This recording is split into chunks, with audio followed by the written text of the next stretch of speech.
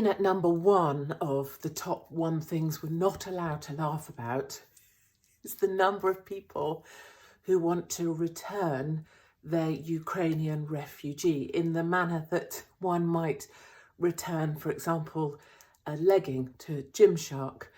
It turns out that the people who were kind of conned by the British government into an emotional reaction to the invasion of Ukraine and decided to have a Ukrainian into their homes so that whilst they winched up their Ukraine flag, they could also tell their neighbours in the Waitrose aisle very loudly across their sliced meats that they were having a Ukraine refugee because it was the right thing to do.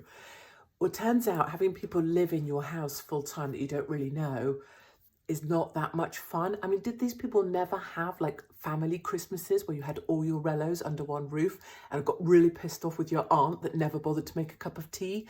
Well, that's kind of what's going on, and people are pissed off that they have to drive their families around to go and collect benefits or set up a bank account or try and sort out a phone. And we all know those are the sort of ball-achingly awful jobs you don't even want to do in your own life, let alone for a family that you're trying to be nice to whilst your patience is being severely tested.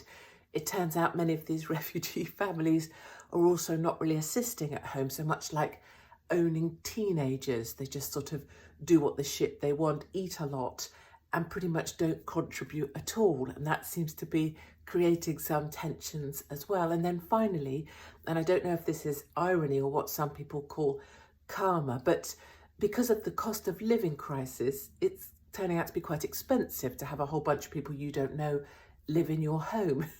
And because Putin is pissed off with the UK for meddling in his political affairs, he's kind of threatening to turn off the gas supplies to Europe, which in turn is making cost of living costs so high. So in a way, because we interfered in a war and then involved individuals in the emotional decision to have Ukrainians in their homes, one of the reasons it's so expensive to host them is because we pissed Putin off in the first place. But obviously, none of this is funny. It is not appropriate to laugh about it.